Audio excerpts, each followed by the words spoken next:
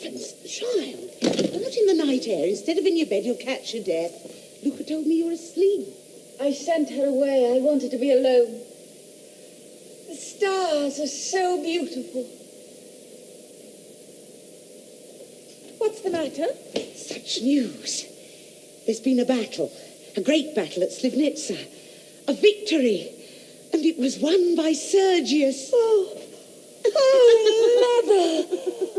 His father said? Of course, he sends me the news. Sergius is the hero of the hour, the idol of the regiment. Tell me, how was it?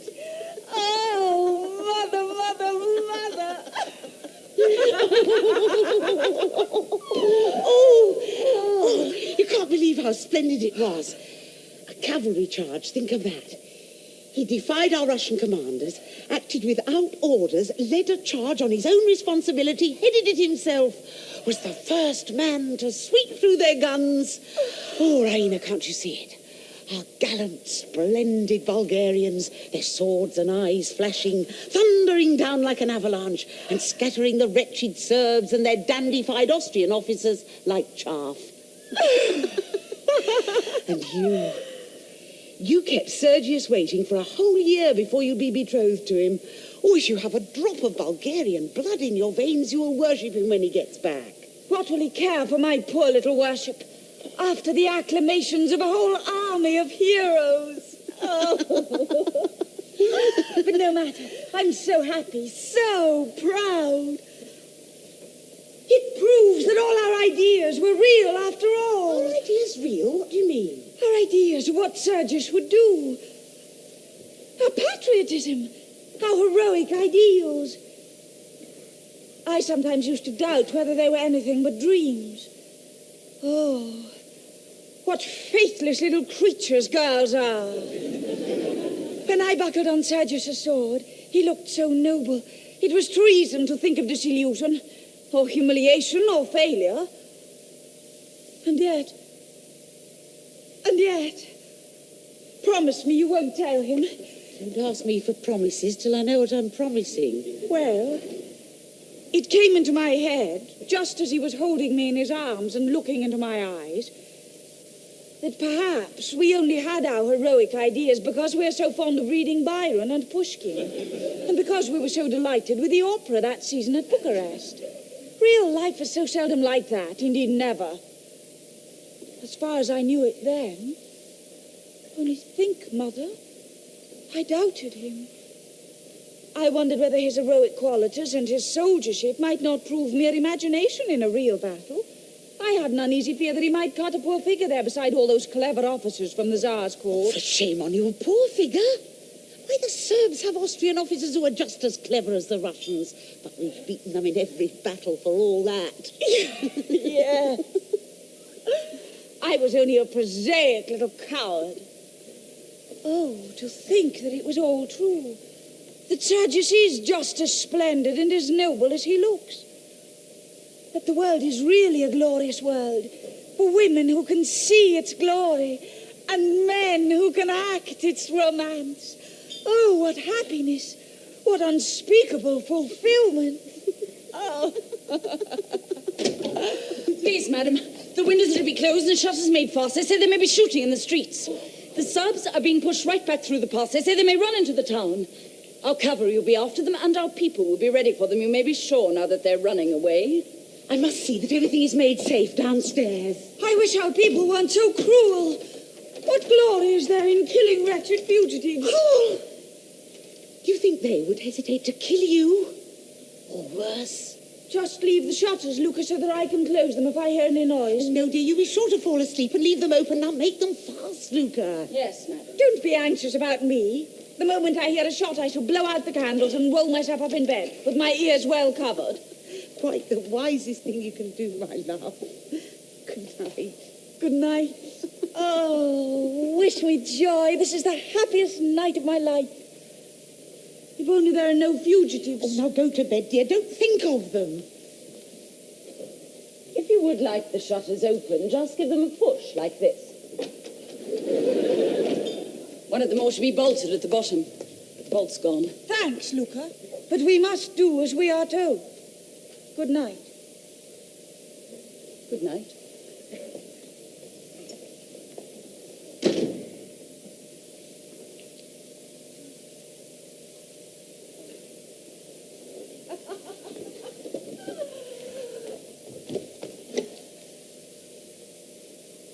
Oh, I shall never be unworthy of you anymore.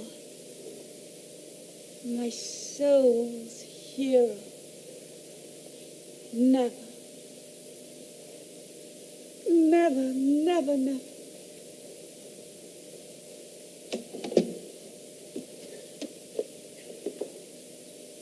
Oh, my hero.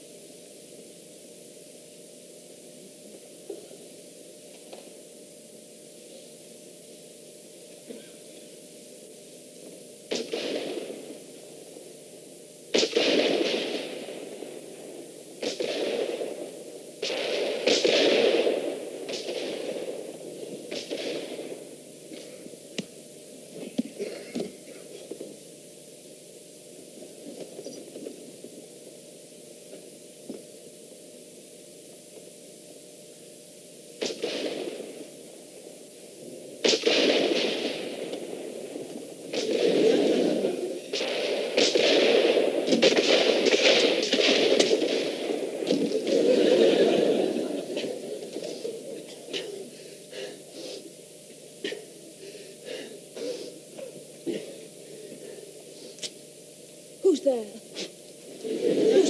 Who is that? Don't call out or you'll be shot. Be good and no harm will happen to you. And take care. It's no use trying to run away. Who are you? Remember, if you raise your voice, my revolver will go off. Strike a light and let me see you. Do you hear?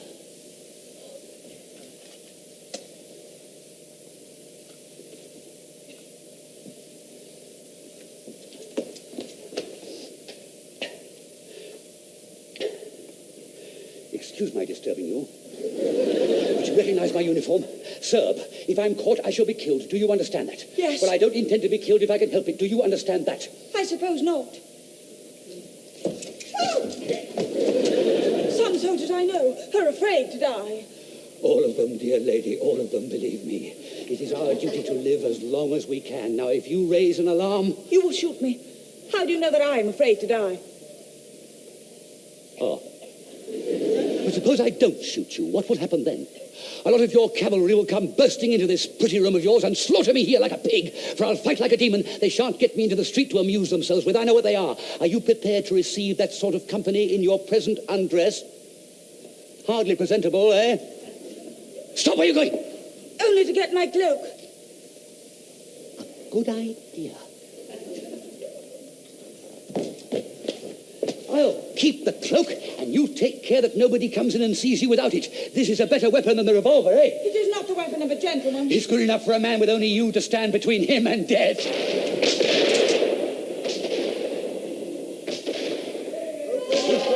If you let those blackguards in on me, you shall receive them as you are. My lady, get up quick and open the door. If you don't, they will break it down. It's no use, dear. I'm done for. Quick, wrap yourself up. They're coming. Oh, thank you. Don't mention it. What will you do? The first man in will find out. Now keep out of the way, whatever you do. It won't last long, but it will not be nice. I'll help you. I'll save you. You can't. No. I can. I'll hide you. No. Oh, here, behind the curtains. There's just half a chance. If you keep your head... Oh, shh. Remember, Yes. 9 soldiers out of 10 are born fools. If they find me, I promise you a fight. A devil of a fight.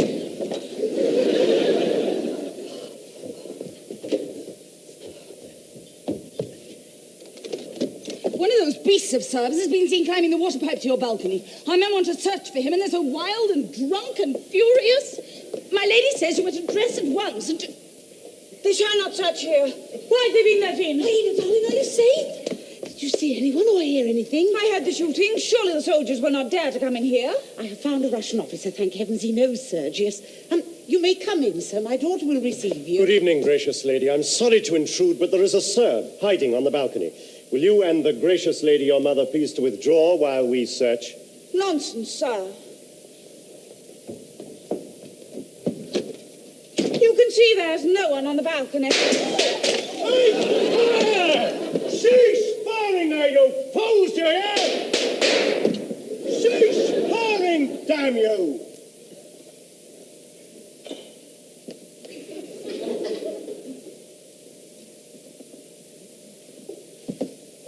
Could anyone have got in without your knowledge? Were you asleep? No, I'd not been to bed. Your neighbours had their heads so full of runaway Serbs, they see them everywhere. Gracious lady, 1,000 pardons. Good night.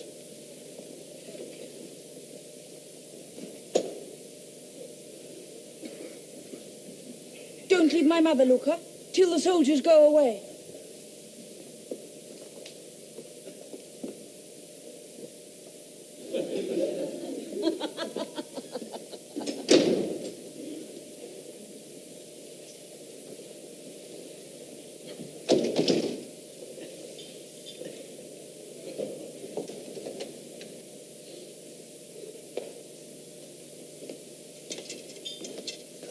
A narrow shave. But a miss is as good as a mile.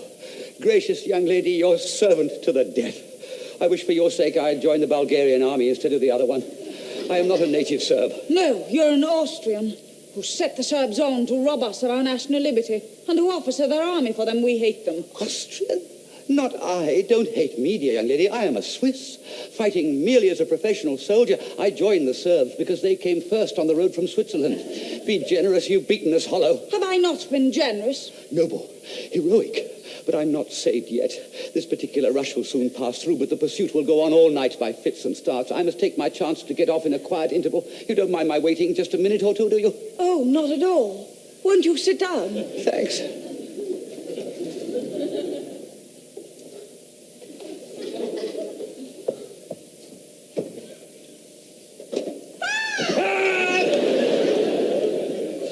Don't frighten me like that. What is it? Your revolver. It was staring that officer in the face all the time. What an escape. Oh, is that all? I'm sorry I frightened you. Pray take it to protect yourself against me. It's no use, dear young lady. There's nothing in it. It's not loaded. Load it by all means. I've no ammunition. What use are cartridges in battle? I always carry chocolate instead, and I finished the last cake of that hours ago. Chocolate? Do you stuff your pockets with sweets like a schoolboy, even in the field? Yes, isn't it contemptible? I wish I had some now. Allow me. I'm sorry I've eaten them all, except for these.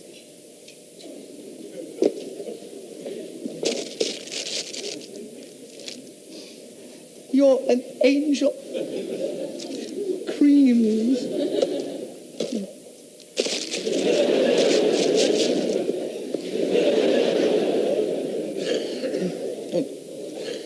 Thanks graciously. You can always tell an old soldier by the insides of his holsters and cartridge boxes. The young ones carry pistols and cartridges. The old ones grub. Thank you. Oh, no, don't do things so suddenly, gracious lady. It's mean to revenge yourself because I frightened you just now. Frightened me? Do you know, sir, though I am only a woman, I think I am at heart as brave as you. I should hope so. You haven't been under fire for 3 days as I have. I can cope with 2 days well enough, but no man can stand 3 days. I'm as nervous as a mouse. Would you like to see me cry? No. If you would, all you have to do is to scold me as if I were a little boy and you my nurse. If I were in camp now, they'd play all sorts of tricks on me. I'm sorry. I won't scold you. You must excuse me. Our soldiers are not like that. Oh, yes, they are. There are only two sorts of soldiers, old ones and young ones. I've served 14 years. Half your fellows never smelt powder before. Why, how is it that you've just beaten us? Sheer ignorance of the art of war, nothing else. I never saw anything so unprofessional. Oh, it was unprofessional to beat you. Well, come. Is it professional to throw a regiment of cavalry onto a battery of machine guns? With a dead certainty that if the guns go off, not a horse or man will get within 50 yards of the fire. I couldn't believe my eyes when I saw it. Did you see the great cavalry charge? Oh, tell me about it. Describe it to me. You never saw a cavalry charge, did you? How could I? Oh, perhaps not. No, of course not. Well, it's a funny sight. It's like slinging a handful of peas at a window pane. First one comes, then 2 or 3 close behind, and then all the rest in a lump. Yes, the first one. The bravest of the brave. Yeah. You should see the poor devil pulling at his horse. Why should he pull at his horse? It's running away with him, of course. Do you suppose the fellow wants to get there before the others and be killed? And then they all come. You can tell the young ones by their wildness and their slashing. The old ones come bunched up under the #1 guard. They know that they're mere projectiles and there's no use even trying to fight. The wounds are mostly broken knees from the horses cannoning together. I don't believe the first man is a coward. I know that he is a hero. That's what you'd have said if you'd seen the first man in the charge today. Ah, I knew it. Tell me about him. He did it like an operatic tenor. A regular handsome fellow, flashing eyes, lovely moustache, shouting his war cry and charging like Don Quixote at the windmills. He did laugh. You dared to laugh. But when the sergeant ran up as white as a sheet and told us that they sent us the wrong ammunition and that we couldn't fire a round for the next 10 minutes, we laughed at the other side of our mouths. I never felt so sick in my life. And I've been in 1 or 2 very tight corners, and I hadn't even a revolver cartridge. Only chocolate. We'd no bayonets, nothing, but of course they simply cut us to bits. And there was Don Quixote flourishing like a drum major, thinking he'd done the cleverest thing ever known, whereas he ought to be court-martial for it. Of all the fools ever let loose on a field of battle, that man must be the very maddest. He and his regiment simply committed suicide. Only the pistol missed fire, that's all. Indeed. Would you know him again if you saw him? Shall I ever forget him? This is a photograph of the gentleman, the patriot and hero, to whom I am betrothed. Oh.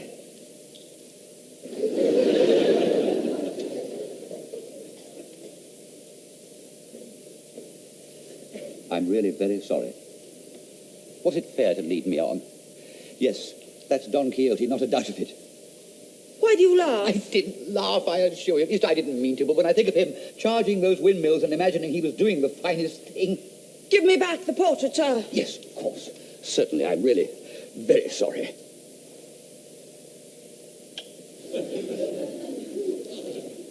But perhaps I'm quite wrong, you know. No doubt I am. Most likely, he had got wind of that cartridge business somehow and knew it was a safe job. That is to say that he is a pretender and a coward. You did not dare to say that before. It's no use, dear young lady. I can't make you see it from the professional point of view. So much the better for you. You're my enemy and you're at my mercy. What would I do if I were a professional soldier? Ah, true, dear young lady. You're always right. I know how good you've been to me. To my last hour, I shall remember those 3 chocolate creams. It was unsoldierly, but it was angelic. Thank you. And now I will do a soldierly thing. You cannot stay here after what you've just said about my future husband. Oh.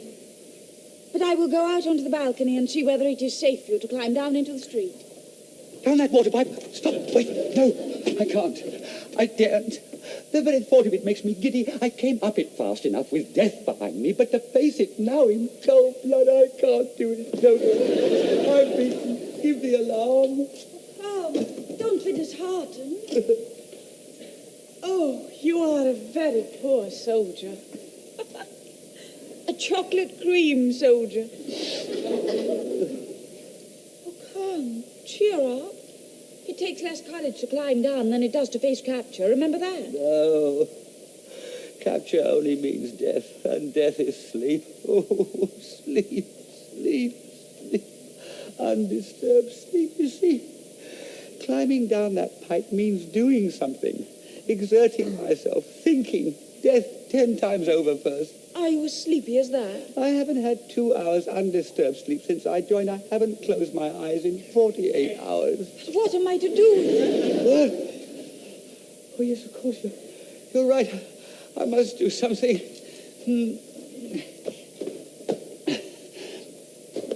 There you are, you see. Sleep or no sleep. Hunger or no hunger. Tired or not tired. You can always do a thing when you know it must be done well. That pipe must be got down. You hear that? Chocolate cream soldier. But if you fall? I shall sleep as if the stones were a feather bed. Goodbye. Stop! There'll He'll kill you. But never mind. This is all in my day's work. I'm bound to take my chance. Now, do what I tell you. Blow out the candles so they shan't see the light when I open the shutters, and keep away from the window, whatever you do. If they see me, they're sure to have a shot at me. They're sure to see you. It's bright moonlight. I'll save you. Oh, how can you be so indifferent? You want me to save you, don't you? I really don't want to be troublesome. Oh. I am not indifferent, dear young lady, I assure you, but how is it to be done? Come away from the window. Oh. Oh, please. Now listen. You must trust to our hospitality. You do not yet know in whose house you are. I am a petcock. A pet what? I mean that I belong to the family of the Petcocks, the richest and best known in our country. Oh, yes, of course. I beg your pardon. The Petcocks, to be sure. How stupid of me. You know you never heard of them until this moment. How can you stoop to pretend? Forgive me, I'm too tired to think, and the change of subject was too much for me. Don't scold me. Oh, I forgot. It might make you cry. I must tell you that my father holds the highest command of any Bulgarian in our army. He is a major. A major? Bless me, think of that. You showed great ignorance in thinking that it was necessary to climb up to the balcony, all because ours is the only private house that has 2 rows of windows. There is a flight of stairs inside to get up and down by. Stairs? How grand you live in great luxury indeed, dear young lady. Do you know what a library is? A library? A room full of books? Yes. We have one. The only one in Bulgaria. Actually, a real library. I should like to see that. I tell you these things to show you that you are not in the house of ignorant country folk who would kill you the moment they saw your Serbian uniform, but amongst civilized people. We go to Bucharest every year for the opera season, and I have spent a whole month in Vienna. I saw that, dear young lady. I saw at once that you knew the world. Have you ever seen the opera of Hernani? Is that the one with the devil in it in red velvet and a soldier's chorus? No. I thought you might have remembered the great scene where Hernani, flying from his foes just as you are tonight, takes refuge in the castle of his bitterest enemy, an old Castilian noble. The noble refuses to give him up. His guest is sacred to him. Oh, have your people got that notion? My mother and I can understand that notion, as you call it. And if instead of threatening me with your pistol as you did, you had simply thrown yourself as a fugitive on our hospitality, you would have been as safe as in your father's house. Quite sure. Oh, it is useless to try and make you understand. Oh, don't be angry. You see how awkward it would be for me if there was any mistake. See, my father is a very hospitable man. He keeps 6 hotels, but I couldn't trust him as far as that. What about your father? He is away at Slivnitsa, fighting for his country. I answer for your safety. Here is my hand in pledge of it. Will that reassure you? Better not touch my hand, dear young lady. I must have a wash first. Oh, that is very nice of you. I see that you're a gentleman. Hey? You must not think that I am surprised. Bulgarians of really good standing, people in our position, wash their hands nearly every day. So you see, I can appreciate your delicacy. You may take my hand.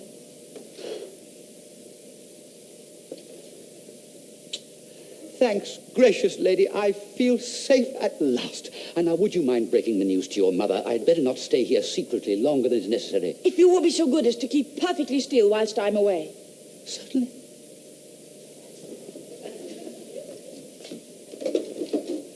You're not going to sleep, are you?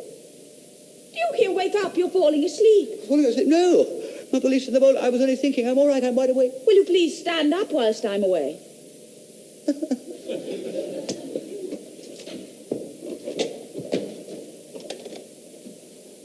All the time, mind. Certainly, you may depend on me. I'm all right.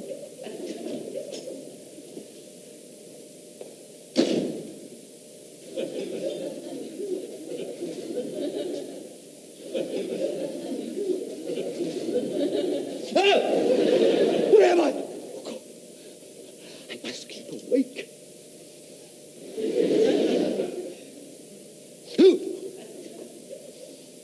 Nothing keeps me awake except danger. Now remember that. Danger. Danger. Danger. Danger. Ah! Where's danger? I'm a fight. Oh, God. I don't even know what I'm looking for. Sleep, danger, what am I looking for?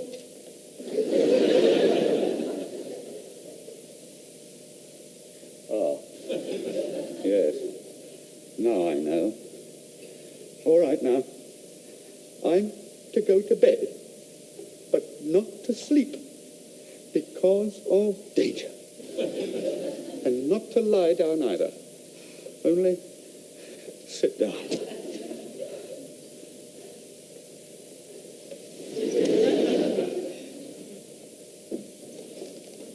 He's gone. I left him here. Here? Then he... Oh. He's asleep. The brute. Sir? Sir? Sir! Don't, Mamma. The poor darling's worn out. Let him sleep. The poor darling. Diana.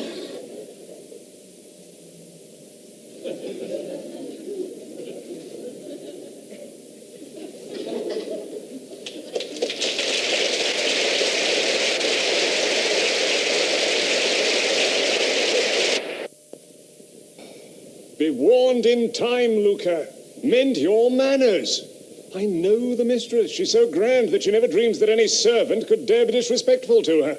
But if she once suspects that you're defying her, out you go. I do defy her. I will defy her. What do I care for her? If you quarrel with the family, I never can marry you. It's the same as if you quarreled with me. You take her part against me, do you? I shall always be dependent on the goodwill of the family. When I leave their service and start a shop in Sofia, their custom will be half my capital.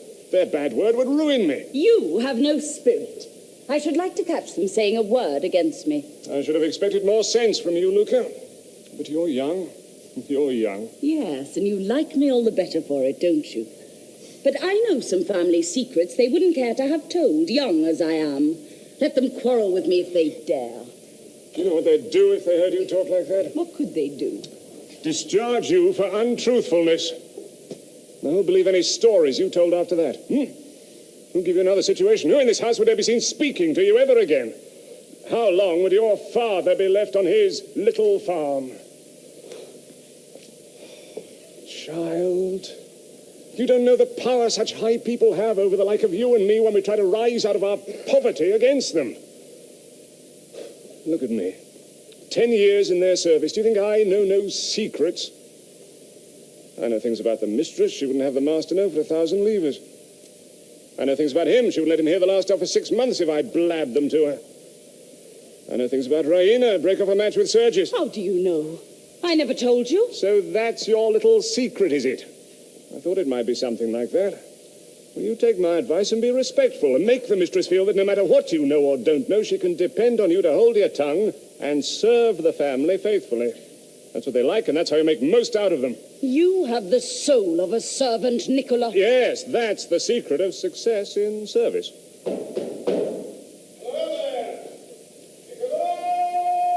Master, back from the war. My word for it, Luca. The war's over. Off with you, get some fresh coffee. You'll never put the soul of a servant into me. Well, that's right. Ah, breakfast out here, eh? Ah, yes, sir. The mistress, Miss Raina, have just gone in. Go in and say I've come. And get me some fresh coffee. It's coming, sir. Ah. Oh, Have you told the mistress? Yes, she's coming. well, the Serbs haven't run away with you, have they? No, sir. That's right. Have you brought me some cognac? Here, sir. That's right. My dear Paul, what a surprise for us. Ooh. Well... Huh? Oh, have they brought you some fresh coffee? Yes, Luca's been looking after me.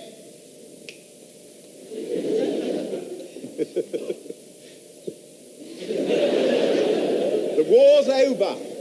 The treaty was signed 3 days ago at Bucharest, and the decree for our army to demobilize was issued yesterday. Paul!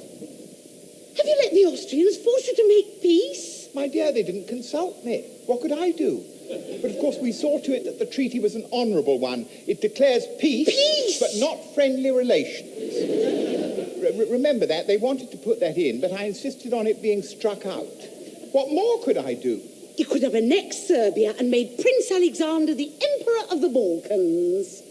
That's what I would have done. I don't doubt it in the least, my dear, but I should have had to subdue the whole Austrian Empire first, and that would have kept me too long away from you.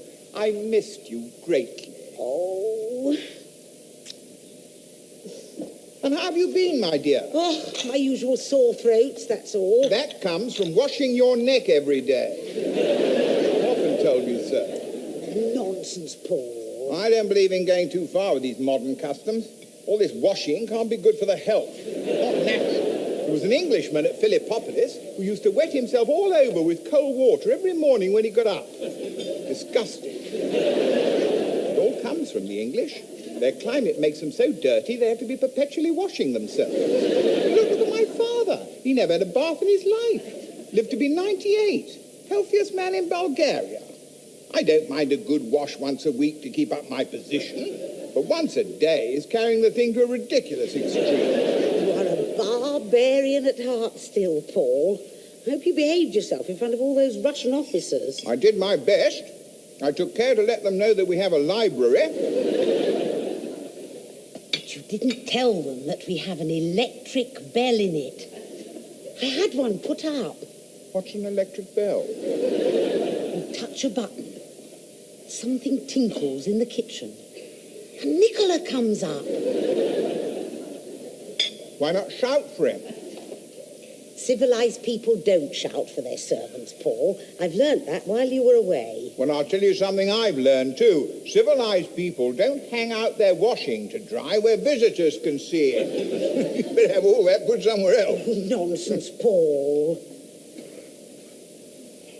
I don't believe really refined people notice such things.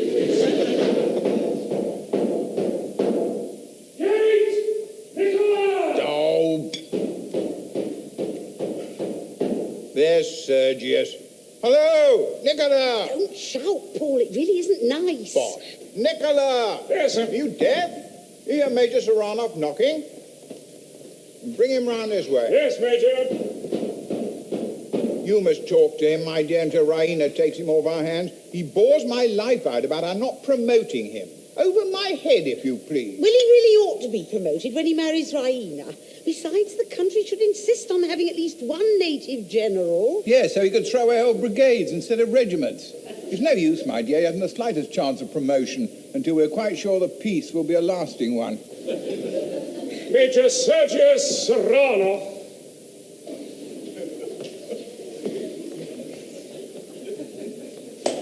Here already, Sergius. Glad to see you. My dear Sergius. My dear mother, if I may call you so. Mother-in-law, Sergius. Mother-in-law. Sit down and have some coffee. Thank you. None for me. You look superb, Sergius. The campaign has improved you. Everyone here is mad about you. We were all wild with enthusiasm about that magnificent cavalry charge. Madam, it was the cradle and the grave of my military reputation. How so?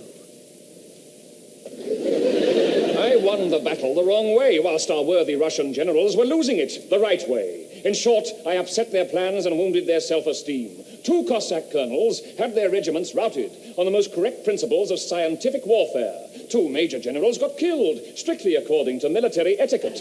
The 2 colonels are now major generals, and I am still a simple major. You shall not remain so, Sergius. The women are on your side.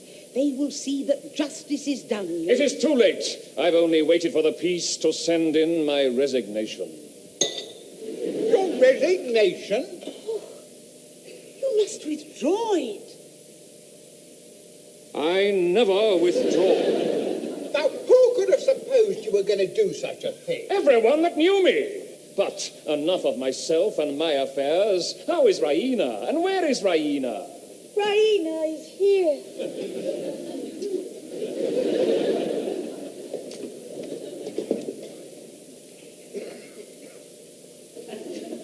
Pretty, isn't it? She always appears at the right moment. Yes, she listens for it. It's an abominable habit. Dear father, welcome home. My little pet girl.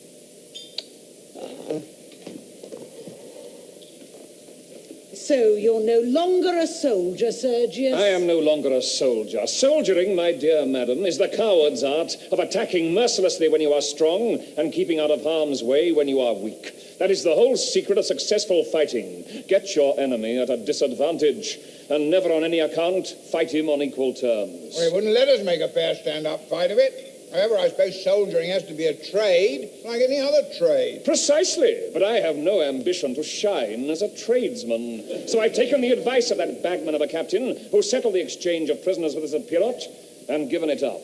What, that Swiss fellow? Sergius, I've often thought of that exchange since. He overreached us about those horses. Of course he overreached us. His father was a hotel and livery stable keeper, and he owed his first step to his knowledge of horse dealing. He was a soldier, every inch a soldier. If only I'd bought the horses for my regiment, instead of foolishly leading it into danger. I should have been a field marshal now. A Swiss? What was he doing in the Serbian army? Volunteer, of course, keen on picking up his profession. We shouldn't have been able to begin fighting if these foreigners hadn't shown us how to do it. We knew nothing about it. Neither did the Serbs. Again, there'd be no war without them. Are there many Swiss officers in the Serbian army? No, all Austrians, just as our officers were all Russians. The only Swiss I came across. I'll never trust a Swiss again. He humbugged us into giving him 50 able-bodied men for 200 worn-out chargers. They weren't even eatable. We were two children in the hands of that consummate soldier, Major, simply two innocent little children. What was he like? Oh, Raina, what a silly question. He was like a commercial traveller in uniform, bourgeois to his boots. Sergius, tell Catherine that queer story his friend told us about how he escaped after Slivnitsa. You remember, about his being hid by two women. Oh, yes, quite a romance. He was serving in the very battery I so unprofessionally charged. Being a thorough soldier, he ran away like the rest of them, with our cavalry at his heels. To escape their sabres, he climbed a water pipe and made his way into the bedroom of a young Bulgarian lady. The young lady was enchanted by his persuasive commercial traveller's manners. She, very modestly, entertained him for an hour or so, and then called in her mother, lest her conduct should appear unmaidenly. Well, the old lady was equally fascinated. The fugitive was sent on his way the next morning, disguised in an old coat belonging to the master of the house, who was away at the war. Your life in the camp has made you coarse, Sergius. I did not think you would have repeated such a story before me. She is right, Sergius. If such women exist, we should be spared the knowledge of them. Nonsense. What does it matter? No, Petkoff. I was wrong. I beg your pardon. I have behaved abominably. Forgive me, Raina. And you too, madam. The glimpses I have had of the seamy side of life in the past few months have made me cynical. But I should not have brought my cynicism here, least of all into your presence, Raina. Stuff and nonsense, Sergius. There's quite enough fuss about nothing. A soldier's daughter should be able to stand up without flinching to a little strong conversation. Come, time for us to get to business. We have to make up our minds how those 3 regiments are to get back to Philippopolis. There's no forage for them on the Sofia route. Come along. Oh, Paul, can't you spare Sergius for a few moments? Raina's hardly seen him yet. Perhaps I can help you with the regiments. My dear madam, impossible. Now, you stay here, Sergius. There's really no hurry. I have a word or two to say to Paul. Now, come, dear. Come and see the electric bell. Very well.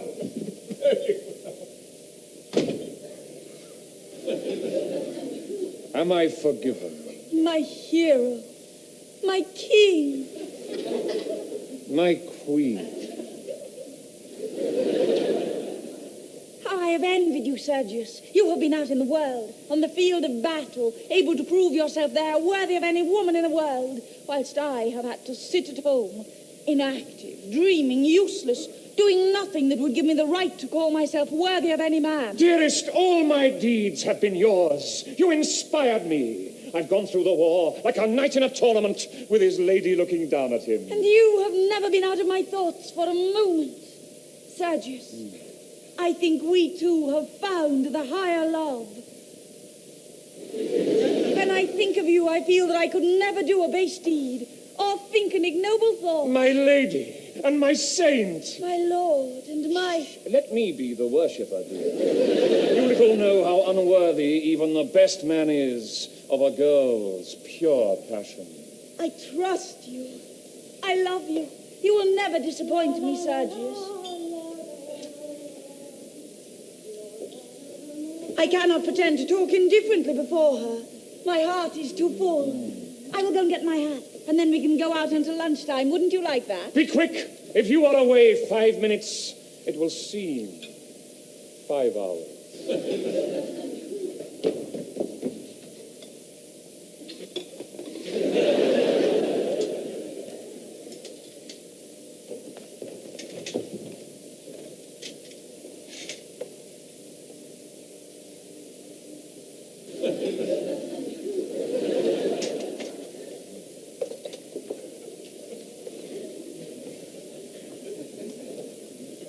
Luca, do you know what the higher love is? No, sir. Very fatiguing thing to keep up for any length of time, Luca. One feels the need of some relief afterwards. Perhaps you would like some coffee, sir. Thank you, Luca. Oh, sir, you know I didn't mean that. I'm surprised at you. I am surprised at myself, Luca. What would Sergius, the hero of Slivnitsa, say if he saw me now? What would Sergius, the apostle of the higher love, say if he saw me now? What would the half a dozen Sergiuses that keep popping in and out of this handsome figure of mine say if they caught us here? Do you find my figure handsome, Luca? Let me go, sir. I shall be disgraced. Oh, will you let go? No. Then stand back where we can't be seen. Have you no common sense? That's reasonable.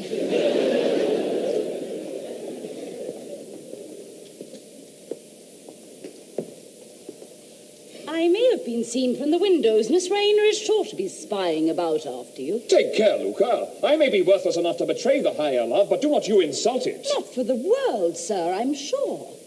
May I get on with my work now, please? You're a provoking little witch, Luca. If you were in love with me, would you spy out of windows on me? Well, you see, sir, since you say you are half a dozen different gentlemen all at once, I should have a great deal to look after. Witty as well as pretty. No, I don't want your kisses. Gentlefolk are all alike. You making love to me behind Miss Raina's back, and she doing the same behind yours. Luca! It shows how little you really care. If our conversation is to continue, Luca, you will kindly remember that a gentleman does not discuss the conduct of the lady he's engaged to with her maid. It's so hard to know what a gentleman considers right. I thought by your trying to kiss me, you'd given up being so particular. Devil! I expect one of the 6 of you is very like me, sir. Though I am only Miss Raina's maid. Which of the 6 is the real man? That's the question that torments me. One of them is a hero, another a buffoon, another a humbug, another, perhaps, a bit of a blackguard. And one at least is a coward, jealous like all cowards. Luca! Yes? Who is my rival? You shall never get that out of me for love or money. Why? Never mind why. Besides, you would tell that I told you and I should lose my place. No. On the honor of a man capable of behaving as I've been behaving for the last 5 minutes. Who is he? I don't know. I never saw him. I only heard his voice through the door of her room. Damnation! How dare you? Oh, I mean no harm. You've no right to take up my words like that. The mistress knows all about it. And I tell you, if that gentleman ever comes here again, Miss Raina will marry him, whether he likes it or not. I know the difference between the sort of manner you and she put on before one another and the real manner. Now listen, you, to me. Not so tight. You're hurting me. That doesn't matter. You've stained my honor by making me a party to your eavesdropping, and you have betrayed your mistress. Please. That shows that you are an abominable little club of common clay, with the soul of a servant.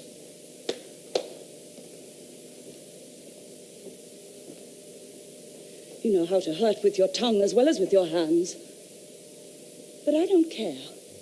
Now I've found out whatever clay I'm made of, you're made of the same. And as for her, she's a liar. And her fine airs are a cheat. And I'm worth 6 of her. Look her. A gentleman has no right to hurt a woman under any circumstances. I beg your pardon. That sort of apology may satisfy a lady. Of what use is it to a servant? Ah, you wish to be paid for the hurt. No. I want my heart made well. How?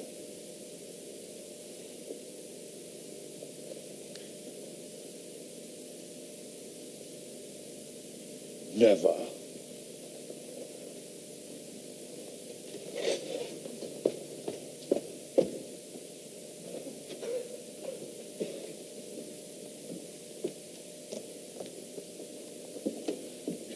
I'm ready. What's the matter? Have you been flirting with Luca?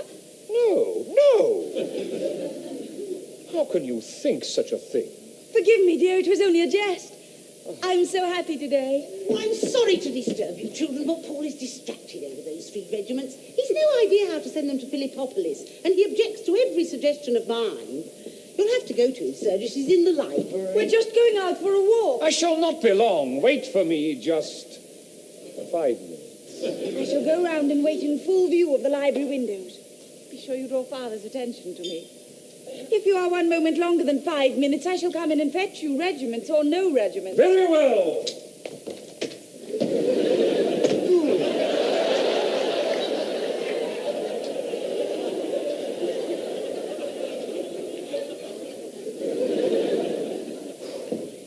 Imagine them meeting that Swiss and hearing the whole story. The very first thing your father asked me for was the old coat we sent him off in. Oh, a nice mess you got us into. A little beast. Little beast? What little beast? To go and tell. Oh, if I had him here, I'd cram him with chocolate creams until he couldn't ever speak again. Oh, don't talk such stuff. Now, tell me the truth, Raina. How long was he in your room before you came for me? Oh, I forget. You cannot forget. Did he really climb up after the soldiers were gone, or was he there when the officer searched the room? No. Yes. I think he must have been there then. You think? Oh, Raina, will anything ever make you straightforward? If Sergius finds out, it will all be over between you. Oh, I know Sergius is your pet.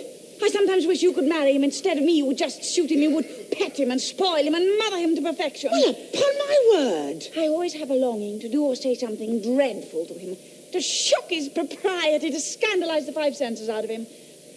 I don't care if he finds out about the chocolate cream soldier or not. I half hope he may.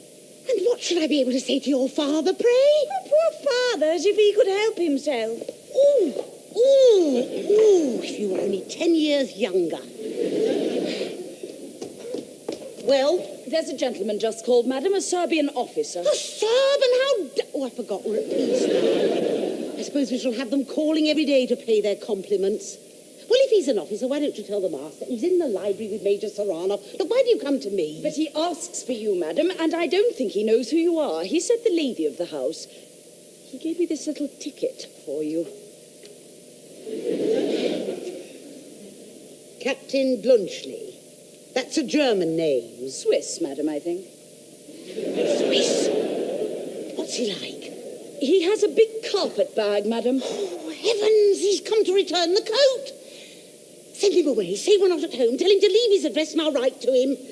Oh, stop. That will never do. Wait. The master and Major Serrano are busy in the library, aren't they? Yes, madam. Well, bring the gentleman out here at once and be very polite to him. Don't delay. Here. And go straight back to him. Yes, madam. Luca. Yes, madam. Is the library door shut? I think so, If madam. not, shut it as you go through. Yes, madam. Stop! will have to go out that way. Tell Nicola to bring the gentleman's bag out here after him. Now, don't forget. His bag? Yes, as soon as possible. Oh, be quick.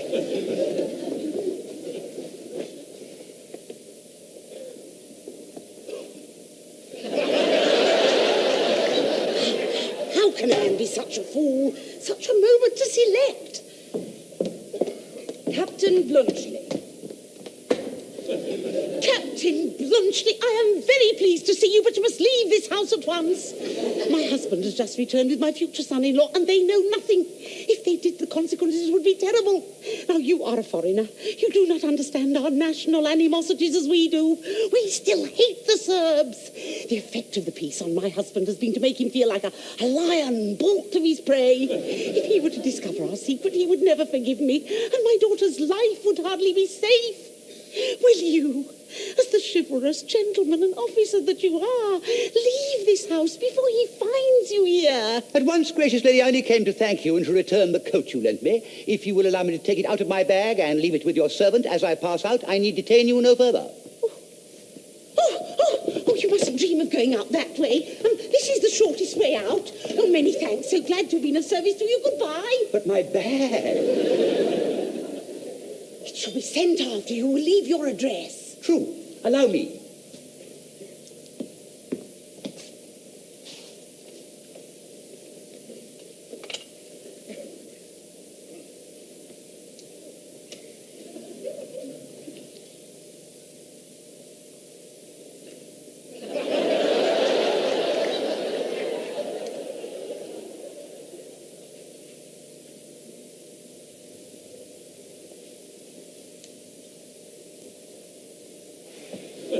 My dear Captain Blunchley. Oh, heavens. Those stupid people of mine thought I was out here instead of in the library. I saw you through the window. I was wondering why you didn't come in. Saranov is with me. You remember him, don't you? Welcome, our friend, the enemy. No longer the enemy, happily. I hope you've called as a friend and not about horses or prisoners. Oh, quite as a friend, Paul. I was just asking Captain Blunchley to stay for lunch, but he declares he must go at once. Impossible, Blunchley. We want you here badly. We have to send on 3 cavalry regiments to Philippopolis. And we don't in the least know how to do it. Philippopolis, the forage is the trouble, I suppose. That's it. He sees the whole thing at once. I think I can show you how to manage that. Invaluable man. Come along. Oh, the chocolate cream soldier. Dear Raina, don't you see we have a guest? Captain Blunchley, one of our new Serbian friends. How silly of me. I made a beautiful ornament this morning for the ice pudding, and that stupid Nicola has just put down a pile of plates on it and spoilt it.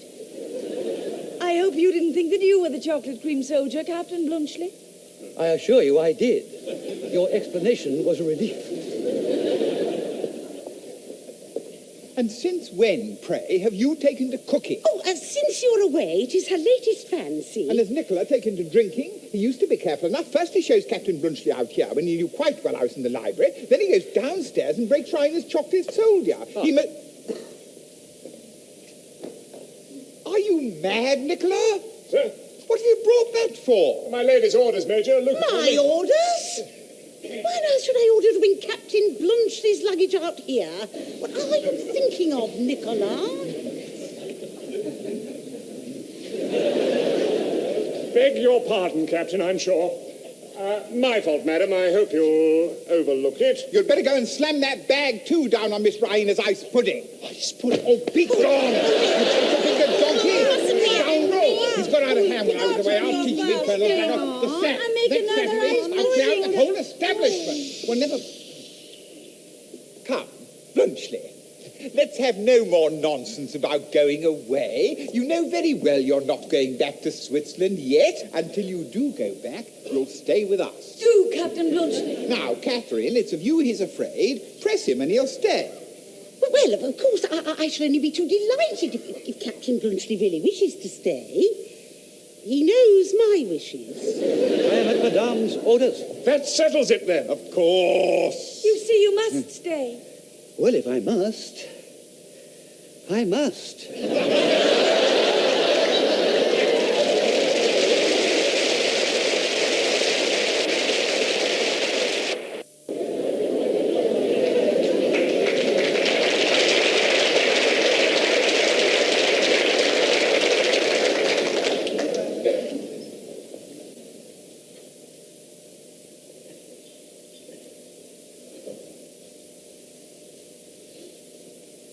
You sure I can't help in any way, Blunchley? Quite sure, thank you. Sir Oliver and I will manage it. Yes, we'll manage it. He finds out what to do, draws up the orders, and I sign them. Division of labor. Another one. Thank you.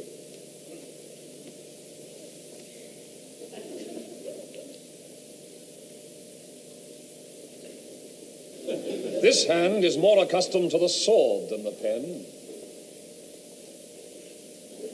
Well, very good of you, Blunchley, it is indeed. Let yourself be put upon in this way. Now, you're quite sure I can do nothing? You can stop interrupting, Paul. Quite right, my love, quite right. You haven't been campaigning, Catherine. You don't know how pleasant it is for us to sit here after a good lunch with nothing to do but enjoy ourselves. There's only one thing I want to make me thoroughly comfortable. What is that? My old coat. I'm not at home in this one. I feel as if I were on parade. Paul, how absurd you are about that old coat. Must be hanging in the blue closet where you left it. My dear Catherine, I tell you I've looked there. Am I to believe my own eyes or not?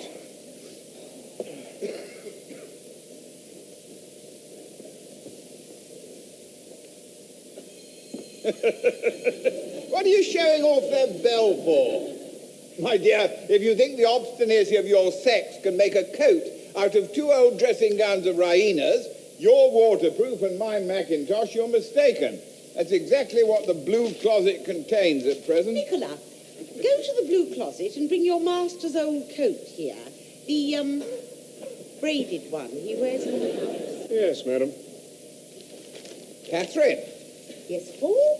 I bet you any piece of jewellery you like to order from Sophia against a week's housekeeping money that the coat isn't there. Done, Paul. Come, here's an opportunity for some sport. Who'll bet on it? Blunchley, I'll give you 6 to 1. It will be robbing you, Major. Madame is sure to be right. Well said, Switzer. Major, I bet you my best charger against an Arab mare for Raina that Nicola finds the coat in the blue closet. Your best charger? Oh, don't be absurd. An Arabian mare would cost you 50,000 livres. Really, Mother, if you're going to take the jewellery, I don't see why you should grudge me my Arab.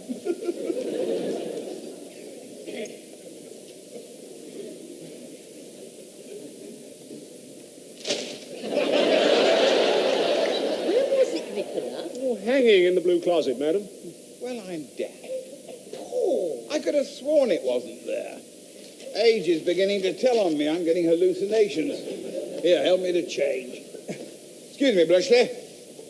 Remember, I didn't take that bet of yours, Sergius. You better give Raina that Arab steed yourself since you've roused her expectations. Hey, Raina? She's dreaming as usual. Assuredly, she shall not be the loser. So much the better for her. I shan't come off so cheaply, I expect. Now I feel at home at last. That's the last order. What? Finished? Finished. Haven't you anything for me to sign? Not necessary. His signature will do. Oh, well. I think we've done a thundering good day's work. Can I do any more? You had both better see the fellows that are to take these, pack them off at once, and show them I've marked on the orders the time they should hand them in by. Tell them if they stop to drink or joke, if they're 5 minutes late, they'll have the skin taken off their backs. I'll say so. And if one of them is man enough to spit in my face for insulting him, I'll buy his discharge and give him a pension. Just see that he talks to them properly, Major, will you? Quite right, Blunchley. Quite right. I'll see to it. By the by, Catherine, you may as well come too. They'll be far more frightened of you than of me. I suppose I had better. You'd only splutter at them. What an army. They make cannons out of cherry trees, and the officers send for their wives to keep discipline.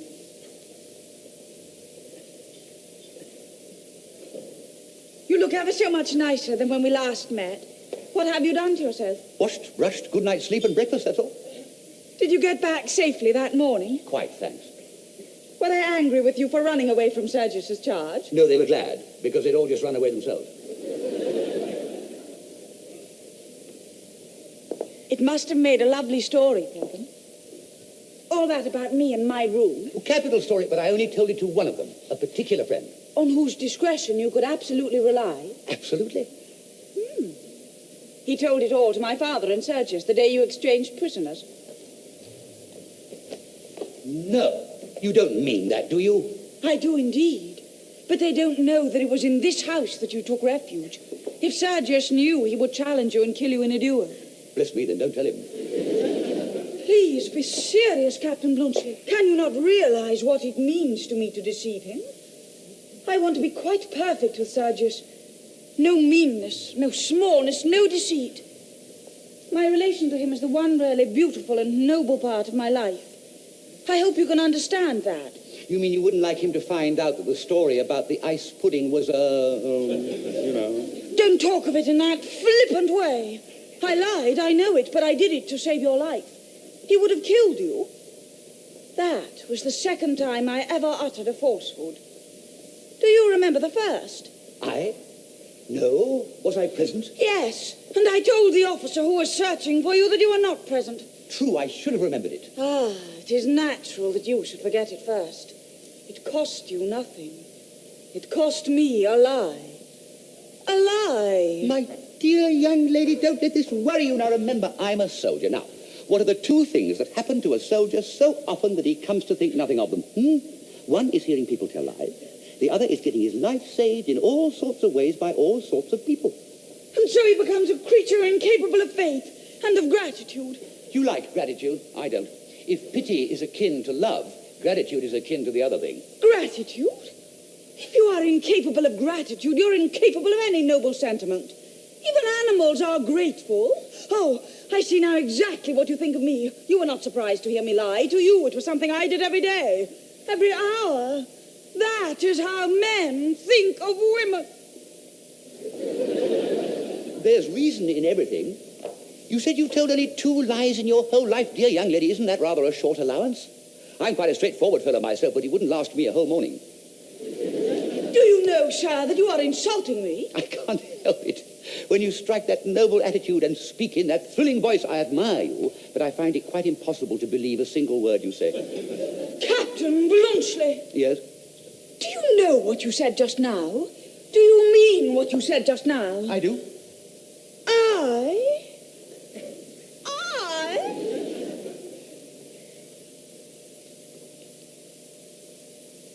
How did you find me out?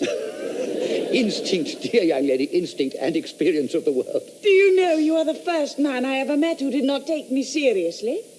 You mean, don't you, that I am the first man that has ever taken you quite seriously? Yes, I suppose I do mean that. How strange it is to be talked to in such a way. You know, I've always gone on like that. You mean the, I mean the thrilling voice and the noble attitude.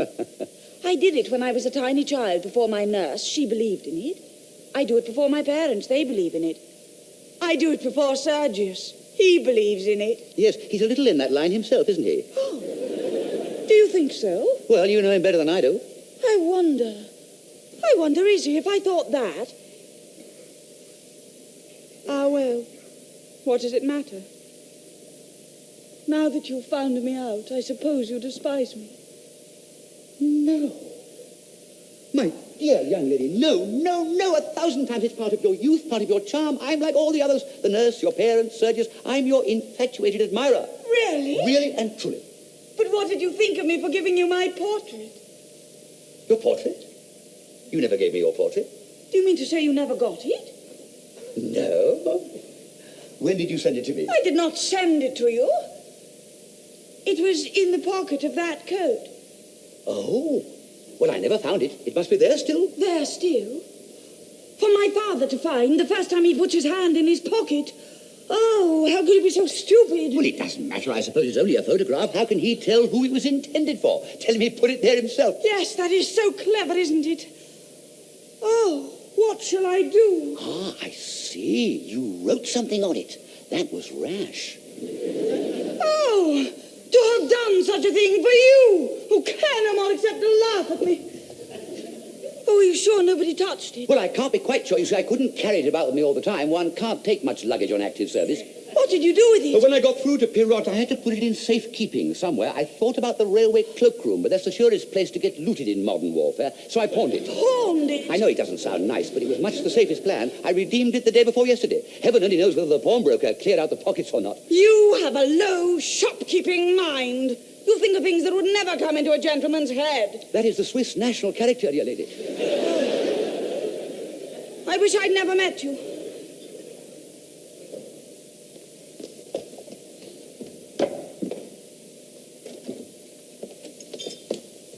For you. The messenger is waiting. Thank you. Excuse me, the last postal delivery that reached me was 3 weeks ago. These are the subsequent accumulations. 4 telegrams. A week old. Oh, bad news. Bad news? My father's dead. Oh, how very sad. Yes, I must leave for home in an hour. He's left a lot of big hotels behind him to be looked after. Here's a whacking letter from the family solicitor. Great heavens. 70. 200. 400. 4,000. 9,600. What on earth am I going to do with them all? 9,000 hotels. Hotels? Nonsense, if you only knew. Oh, this is too ridiculous. Would you please excuse me? I must give my man orders about starting. He has not much heart, that Swiss. He has not a word of grief for his poor father. Grief. A man who's been doing nothing but killing people for years, what does he care? What does any soldier care? Major Saranov has been fighting too, and he has plenty of heart left. I knew you would not get much feeling out of your soldier. Ah, I've been trying all the afternoon to get a minute alone with you, my girl. Why, what fashion is that of wearing your sleeve, child? My own fashion. Oh, indeed. If the mistress catches you, she'll talk to you. Is that any reason why you should take it upon yourself to talk to me? Come, don't be so contrary with me. I've some good news for you. See, a 20-livre bill. That. Sergius gave me that, out of pure swagger. A fool and his money are soon parted. And there's 10 livres more. The Swiss gave me that for backing up the mistress's and Raina's lies about him. He's no fool, he isn't. You should have heard old Catherine downstairs. As polite as you pleased to me, telling me not to mind the Major being a little impatient. They knew what a good servant I was, after making a fool and a liar of me before them all. 20 shall go to our savings, and you shall have the 10 to spend. If you'll only talk to me so as to remind me I'm a human being. I get tired of being a servant occasionally. Yes, sell your manhood for 30 livres and buy me for 10. Keep your money. You were born to be a servant. I was not. When you set up your shop, you shall only be everybody's servant instead of somebody's servant. Oh, wait till you see. We shall have our evenings to ourselves, and I shall be master in my own house, I promise you. You shall never be master in mine. You have a great ambition in you, Luca. Remember, if any luck comes to you, it was I that made a woman of you. You? Yes, me. Who was it made you give up wearing a couple of pounds of false black hair on your head and reddening your lips and cheeks like any other Bulgarian girl, huh? Yeah, I did. Yeah, who taught you to trim your nails? Keep your hands clean and be dainty about yourself like a fine Russian lady. Me. Do you hear that? Me. Oh, I've often thought that if Raina were out of the way, and you just a little less of a fool, and Sergius just a little more of one, you might come to be one of my grandest customers, instead of only being my wife and costing me money. I believe you would rather be my servant than my husband. You would make more out of me. Oh, I know that soul of yours. Never you mind my soul, but just listen to my advice. If you want to be a lady, your present behavior to me won't do at all, unless when we're alone. It's too sharp and impudent, and impudence is a sort of familiarity. It shows affection for me. And don't you try being high and mighty with me either. You're like all country girls. You think it's genteel to treat a servant the way I treat a stable boy. Well, that's only your ignorance, and don't you forget it. And don't be so ready to defy everybody. Act as if you expected to have your own way, not as if you expected to be ordered about. The way to get on as a lady's the same as the way to get on as a servant. You've got to know your place. That's the secret of it. And you may depend on me to know my place if you get promoted. Think over it, my girl. I'll stand by you. One servant should always stand by another. Oh, I must behave in my own way. You take all the courage out of me with your cold-blooded wisdom. Go and put those logs on the fire. That's the sort of thing you understand.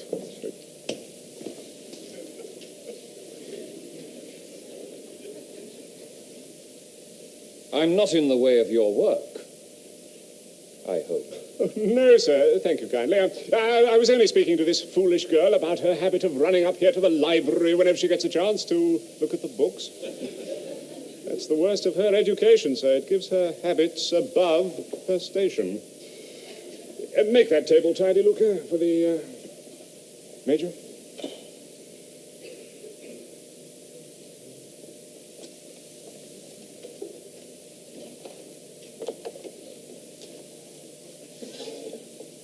Let me see.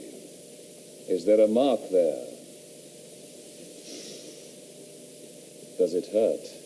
Yes. Shall I cure it? No, you cannot cure it now. Quite sure. Don't trifle with me, please. An officer should not trifle with a servant. That was no trifle, Luca. Are you sorry? I am never sorry. I wish I could believe a man could be as unlike a woman as that. I wonder, are you really a brave man? Yes, I am a brave man. My heart jumped like a woman's at the first shot, but in the charge, I found that I was brave. Yes, that at least is real about me. Did you find in the charge that the men whose fathers are poor, like mine, were any less brave than the men who are rich like you? Not a bit. They all slashed and cursed and yelled like heroes. The courage to rage and kill is cheap. I have an English bull terrier who has as much of that sort of courage as the whole Bulgarian nation and the whole Russian nation at its back. But he lets my groom thrash him all the same. That's your soldier all over, no, Luca? Your poor men can cut throats, but they're afraid of their officers. They put up with insults and blows. They stand by and see one another punished like children. Aye, and help to do it when they're ordered. And the officers, well... I am an officer. Give me the man who will defy to the death any power on earth or in heaven that sets itself up against his own will and conscience. He alone is the brave man. How easy it is to talk. Men never seem to me to grow up. They all have schoolboys' ideas. You don't know what true courage is. Indeed.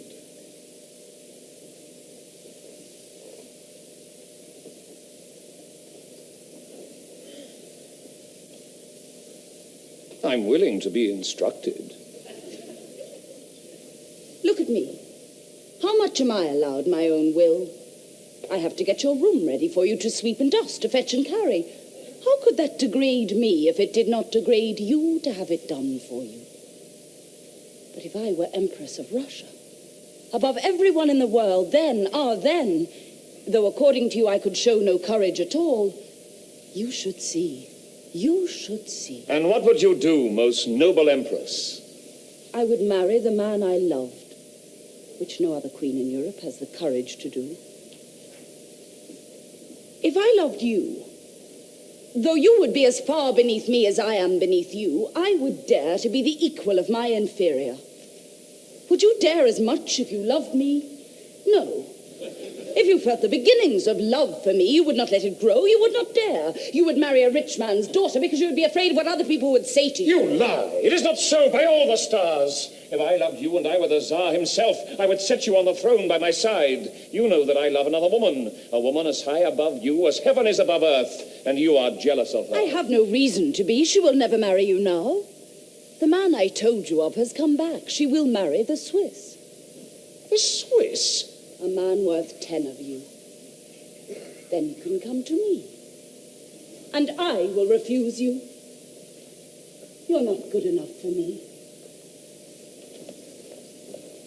I shall kill the Swiss, and afterwards I will do as I please with you. Oh, the Swiss will kill you. Perhaps he has beaten you in love. He may beat you in war. Do you think I believe that she, whose worst thoughts are higher than your best ones, is capable of trifling with another man behind my back? Do you think she would believe the Swiss if he told her now that I am in your arms?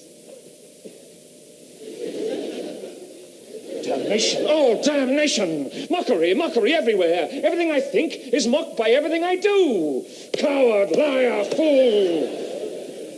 Shall I kill myself like a man, or live and pretend to laugh at myself?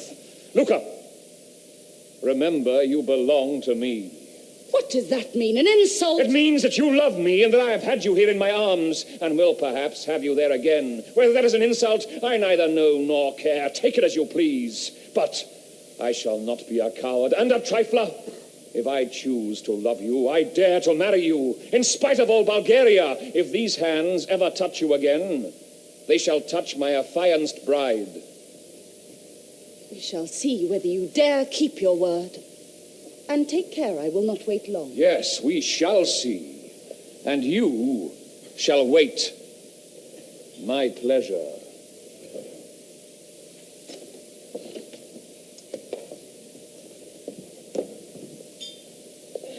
That's a remarkable-looking young woman.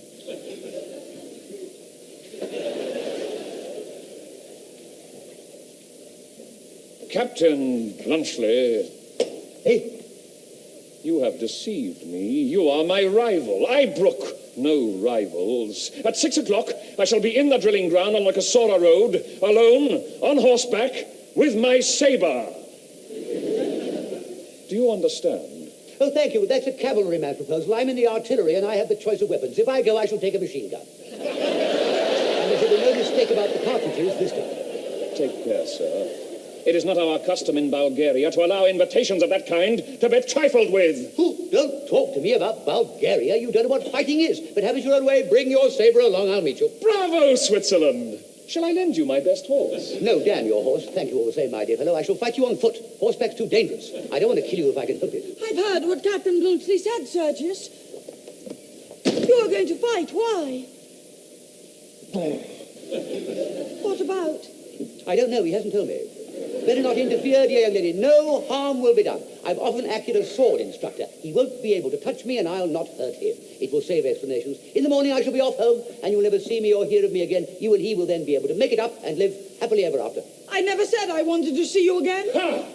That is a confession. What do you mean? You love that man. Sergius! You allow him to make love to you behind my back, just as you treat me as your affianced husband behind his. Blunchley, you knew our relations, and you deceived me. It is for that I call you to account, not for having received favors I never enjoyed. Stuff! Rubbish! I have received no favors. Why, the young lady doesn't even know whether I'm married or not. Who are you? You see the young lady's concern, Captain Blunchley. Denial is useless. You have enjoyed the privilege of being received in her own room late at night. Yes, you blockhead. She received me with a pistol at her head. Your cavalry were at my heels. I'd have blown out her brains if she'd uttered a cry.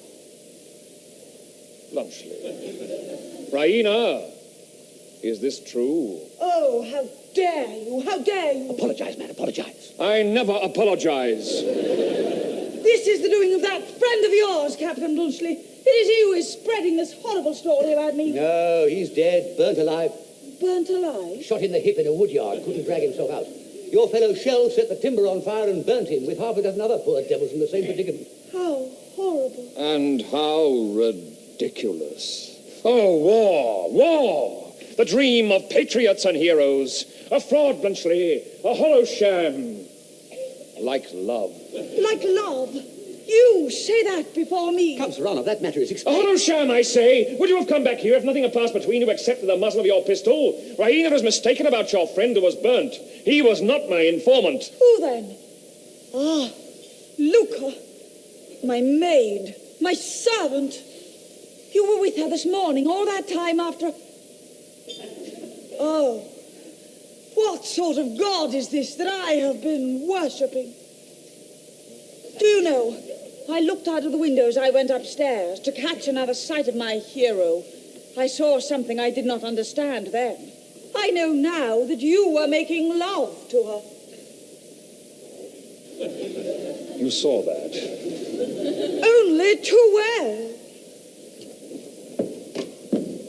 Raina, our romance is shattered. Life's a farce. You see, he's found himself out now. Blunchley, I've allowed you to call me a blockhead. You may now call me a coward as well. I refuse to fight you. Do you know why? No, but it doesn't matter. I didn't ask the reason when you cried on, and I don't ask the reason now that you cry off.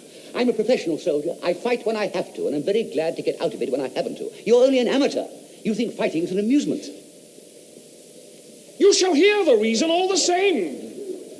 My professional, the reason is that it takes two men, real men of heart, blood, and honor to make a genuine combat.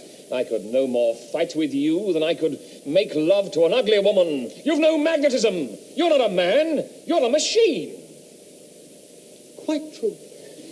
Quite true. I always was that sort of chap. I'm very sorry. Oh, But now that you've found that life isn't a farce, but something quite serious and sensible, what further obstacle is there to your happiness? You are very solicitous about my happiness and his. Do you forget his new love, Luca? It is not you he must fight now, but his rival, Nicola. rival? Do you not know that they're engaged? Nicola? A fresh abyss is opening. Nicola? Such a shocking sacrifice, isn't it? Such beauty, such intellect, such modesty, wasted on a middle-aged servant man. Really, Sergius, you cannot stand by and allow such a thing. It would be unworthy of your chivalry. Viper! Viper! Look here, Serrano, you're getting the worst of this, you know.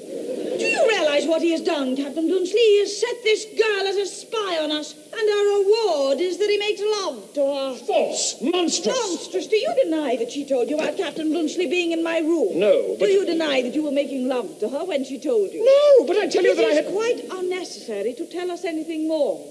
That is quite enough for us. I told you were getting the worst of it, Serrano. Tiger cat! You hear this man calling me names, Captain Bluntschli? What else can he do, dear lady? He must defend himself somehow. Now, come, don't quarrel. What good does it do?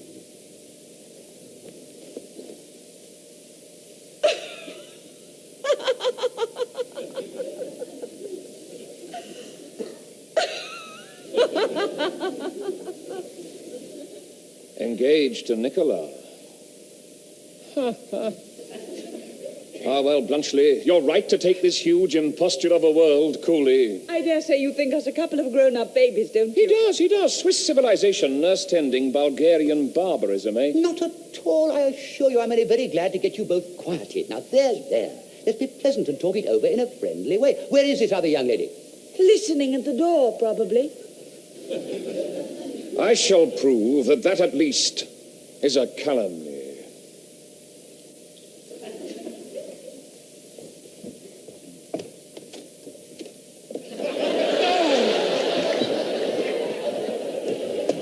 Judge her, Bluntschli. You, the cool, impartial man, judge the eavesdropper. I mustn't judge her. I once listened myself outside a tent when there was a mutiny brewing. It's all a question of the degree of provocation. My life was at stake.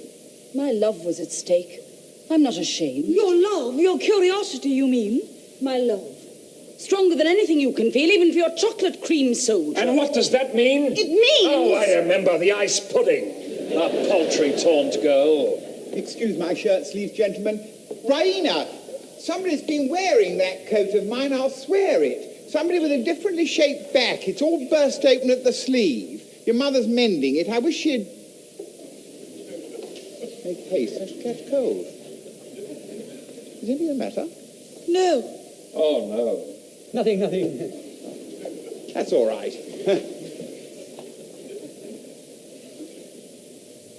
Anything the matter, Luca? No, sir. That's all right. Go and ask your mistress for my coat like a good girl, will you? Here it is, Papa. Give it to me, Nicola. You put some wood on the fire. Ah, going to be very good to poor old Papa just for one day after his return from the wars, eh? How can you say that to me, Father? Well, only a joke, little one. Come, give me a kiss. Now give me the coat. No, I'm going to put it on for you. Turn your back.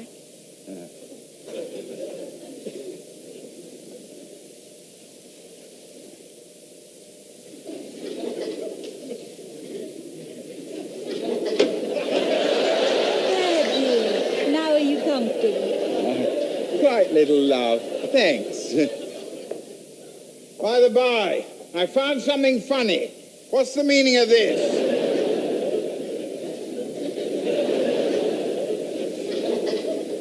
Well, I could have sworn your mother's taken it.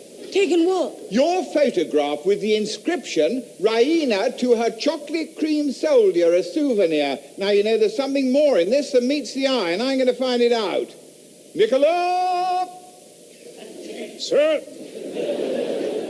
Did you spoil any pastry of Miss Raina's this morning? Well, you heard Miss Raina say that I did, sir. I know that, you idiot. Was it true? I'm sure that Miss Raina is incapable of saying anything that is not true, sir. Are you? And I'm not. Come, you think I don't see it all? Sergius, you're the chocolate cream soldier, aren't you? I, a chocolate cream soldier? Certainly not. Not? You mean to tell me that Raina sends things like that to other men? The world is not such an innocent place as we used to think, Petcock. It's all right, Major. I'm the chocolate cream soldier. The gracious young lady saved my life by giving me chocolate creams when I was starving. Shall I ever forget their flavour? My late friend Stolz told you the story at Pirot. I was the fugitive. You? Sergius, do you remember how those two women went on this morning when we mentioned it? You're a nice young woman, aren't you? Major Saranov has changed his mind. And when I wrote on that photograph, I did not know that Captain Blunchley was married. I'm not married. You said you were. I did not. I positively did not. I never was married in my life. Raina, will you kindly inform me, if I'm not asking too much, which of these gentlemen you are engaged to? To neither of them. This young lady is the object of Major Saranov's affections at present.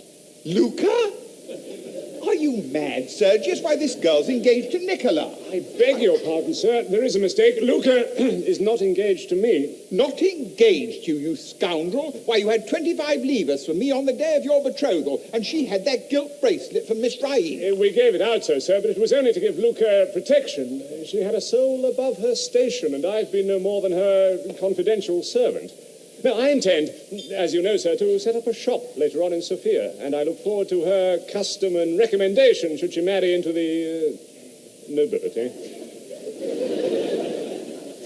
Well, I'm damned. This is either the finest heroism or the most crawling baseness. Which is it, Blunchley? Never mind whether it's heroism or basis. Nicholas, the ablest man I met in Bulgaria. I'll make him manager of the hotel, if he can speak French and German. I have been insulted by everyone here. You set them the example. You owe me an apology. It's no use. He never apologized. Not to you, his equal and his enemy. But to me, his poor servant, he will not refuse to apologize. You are right.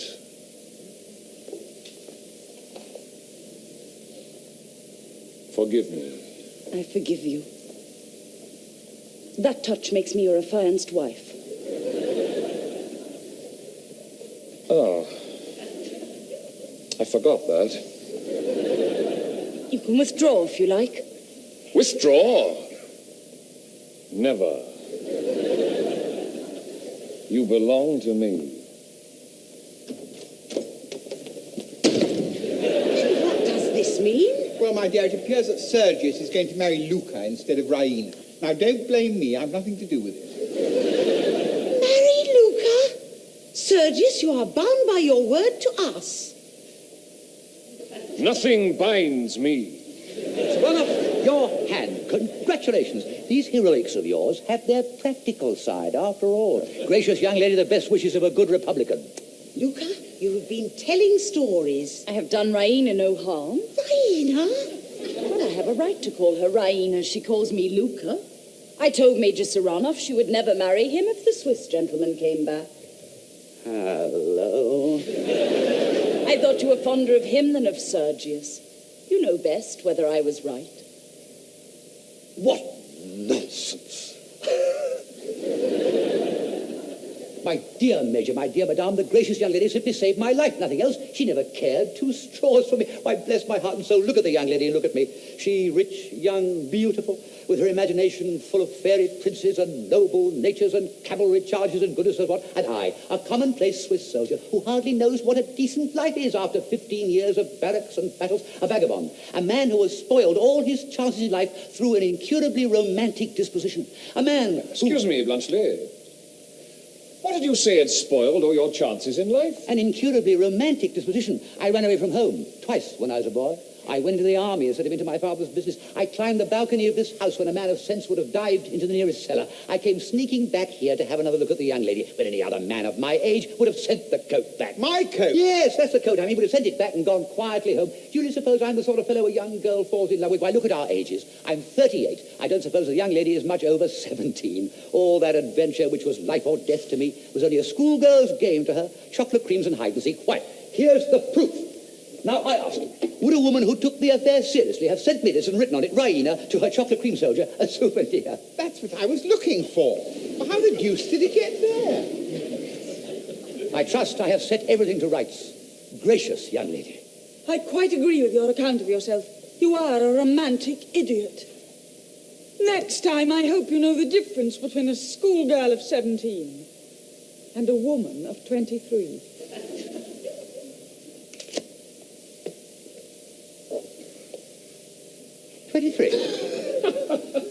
Blunchley, my one last belief is gone. Your sagacity is a fraud like everything else. You have less sense than even I. 23. 23. In that case, Major Pekoff, I beg to propose formally to become a suitor for your daughter's hand in place of Major Saranov, retired. You dare? If you were 23 when you said those things to me this afternoon, I shall take them seriously. I doubt, sir, whether you quite realise either my daughter's position or that of Major Sergius Saranov, whose place you propose to take. The Petkoffs and the Saranovs are known as the richest and most important families in the country. Our position is almost historical. We can go back for 20 years. Never mind that, Catherine. We should be most happy, Blunchley, if it were only a question of your position. But hang it, you know, Raina is accustomed to a very comfortable establishment. Sergius keeps 20 horses.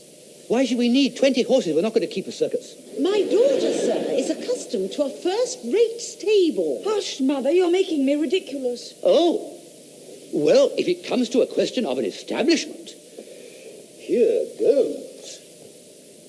How many horses did you say? 20, noble Switzer. I have 200 horses. How many carriages? 3. I have 70. 24 will hold 12 inside, besides 2 on the box without counting the driver and conductor. How many tablecloths have you? How the deuce do I know? Have you 4,000? No. I have. I have 9,600 pairs of sheets and blankets with 2,400 eiderdown quilts. I have 10,000 knives and forks with the same quantity of dessert spoons. I have 300 servants. I have 6 palatial establishments besides 2 livery stables, a tea gardens, and a private house. I have 4 medals for distinguished services. I have the rank of an officer and the standing of a gentleman, and I have 3 native languages. Show me any man in Bulgaria who can offer as much. Are you Emperor of Switzerland? I have the highest rank known in Switzerland. I am a free citizen. Well, sir, since you are my daughter's choice... He's not. I shall not stand in the way of her happiness. That is Major Petkoff's feeling also. Oh, I shall be only too glad. 200 horses. Woo! What says the lady? The lady says that he can keep his tablecloths and his omnibuses. I am not here to be sold to the highest bidder. I won't take that answer. I appealed to you as a fugitive, a beggar, and a starving man. You accepted me. You gave me your hand to kiss, your bed to sleep in, and your roof to shelter me. I did not give them to the Emperor of Switzerland. That's just what I say. Now, tell them whom you did give them to. To my chocolate cream soldier. Thank you. That'll do. Time's up, Major. You've managed those regiments so well, they're sure to ask you to get rid of some of the infantry of the Timok division, send them home by way of Lom Palanka. Saranov, Don't get married until I come back. I shall be here punctually at 5 in the evening on Tuesday fortnight. Gracious ladies, good evening.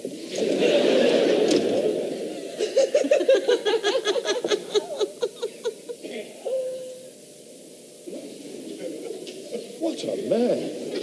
Is he a man?